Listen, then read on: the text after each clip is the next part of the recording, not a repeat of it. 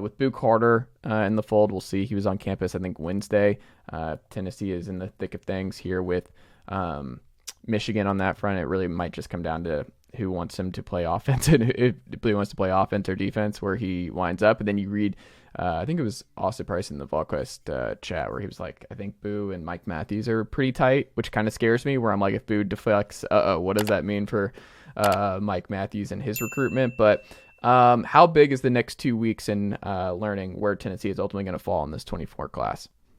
It's massive. I mean, it's like we talked about last weekend. June and July is the new January and February in recruiting. And, I haven't obviously been pretty preoccupied with Tennessee baseball, so I haven't been just on top of all of it. It does seem like a really good sign that Boo Carter was back in Knoxville yesterday before his Saturday announcement. Like you said, it does seem like there's a lot of factors going on there that maybe outside of just who he likes best of what's going to decide where he ends up at. But it's massive. And you were hitting the panic button last weekend, and Tennessee didn't have visitors on campus. Like, they backloaded their official visitors in the end of the month of June. And to me, we'll see. Well, we can look at this in 3-4 weeks and we'll have a more clear idea of whether that was a good idea or not. But for my old school recruiting brain thinking, to me, that's how I would do it. I want to be the last one to see these kids before they make their announcement. And as the long history of recruiting, that's usually a pretty good recipe. Maybe it doesn't work out for him this time, and it might not with a couple guys, but just from that pure factor, the Max Anderson kid from Texas is the only kid they've had in on a non-commit. I think Lindstrom, the defensive lineman from Missouri, was there too, but the only non-committed guy they've had in an official visit so far. So they're going to get a lot of these guys. I think you're going to hear more positive trending in the next 2 weeks. They won't get everybody, but it does feel like Boo Carter is almost the biggest one in a lot of ways, just because he's been their number one priority in state for like 2 years now, and they've been leading for him seemingly the entire time. So if they lose him, I think that would be a massive blow. But I'm sure there will be a fair share of wins and losses over the next couple of weeks for Tennessee. Yeah, I think if you land Boo, it seems like Mike Matthews, because you and I have talked about this, right? Where we're not as worried about receiver, running back. Running back's probably the one I'm least concerned about with Tennessee recruiting. Like, they can plug and play anybody at this point, and I'm not really concerned about it. And then, like, you see they're leading quarterback. Like, quarterback recruiting, I think they're going to be okay on that front year over year. Not really worried about Tennessee getting the right quarterbacks. It's tackle, and you look at who's coming in and who's coming out, and you're like, I don't see a lot. Like, they're taking the big swings of the Marcus Easleys of the world, and I'm like, probably not landing Marcus Easley.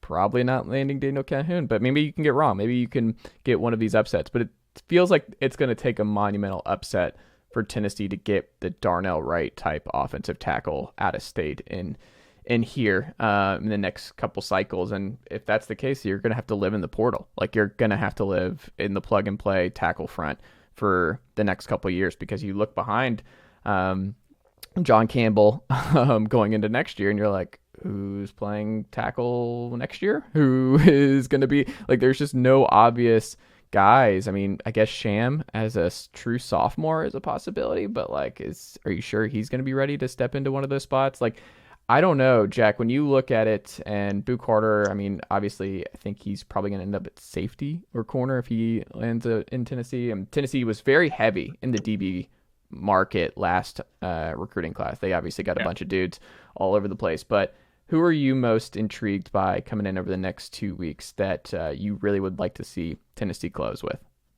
Well, I think the Boo Carter thing is interesting because we've seen Josh Heupel do a very good job at in-state recruiting. Feels like Boo Carter's going to kind of be the pinnacle, right? Yeah. Like, it's just been building these in-state classes, these in-state commits, and then Boo Carter is like the golden child of those, right? So if you get Boo Carter, Josh Heupel's really, really good at in-state recruiting.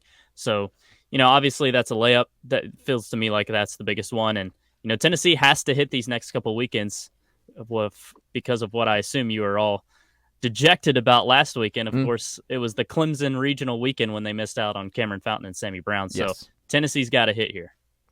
Yeah, I mean, Fountain was the big one where, like, Fountain, you're just like, all right, well, you better close on one of these two, because I'm looking at it and talking to some other folks like around the country and just like how they would look at it with NIL, because there's so much of it's just strategy, right? Like, you have to be very careful with how you prioritize where the money goes, like where you're recruiting at. Like, Heupel's strength is that he can win, and what he's shown the first 2 years in Knoxville is that, like, he can win a lot of games with 3-star receivers, with 3-star quarterbacks, with 3-star running backs. Like, he can do a lot with less with his offense.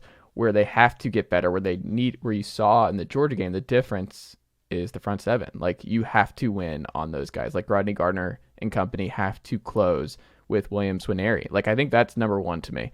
Him and Franklin, if you're able to land both, I think Tennessee fans should be like, all right, this class is golden. Like, if you're able to bring those guys in with David Hobbs and company, that's when you're like, okay, the tide's turning a little bit. That we're getting some of those dudes to match body-wise. Like, you would hope that on the offensive side, you're able to do that. But the offensive, like, you look around the country and you read different recruiting things, but like, everyone's struggling on this front. Everyone just outside of Alabama, Georgia, and I guess maybe Michigan is struggling to find the premier offensive line blue chippers and just get them in the fold. And just like, it's hard. Like, you're going to really, really struggle to get those offensive tackle 5-star recruits right now. Like, it's just going to be really, really hard.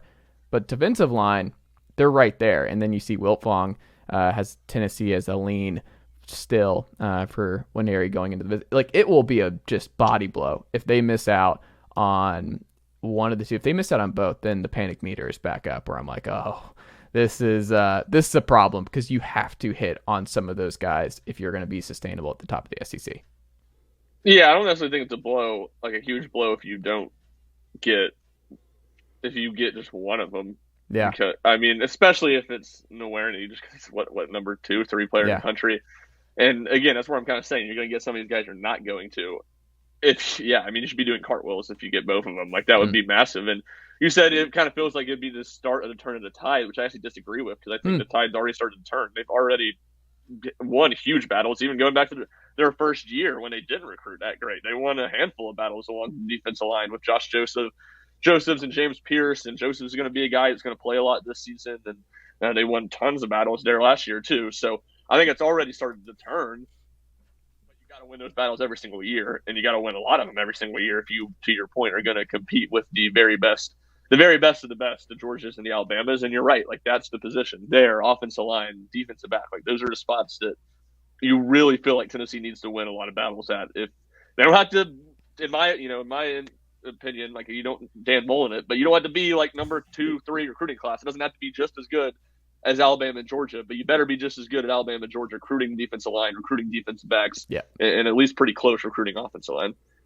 Yeah, and I think they're okay with, like, I mean, even if they get Tylen Singleton with who they already have in the fold, like, that's fine. You got Arian Carter, who, I mean, everyone's super excited about, and if he's a superstar, then, hey, you're set for a little bit on that front when you run the just 2 linebackers anyway. In the corner, I think they did a great job with DB's last cycle, so I'm not as concerned about that one either going into next year. And defensive lines, like, that last little bit where they're thin on the defensive tackle front going into this year. Like, when you're just like, oh, Elijah Simmons has to be a player in the rotation this year, you're a little concerned, because he's flashed, but he has to be with Deshaun Terry now gone at Oklahoma.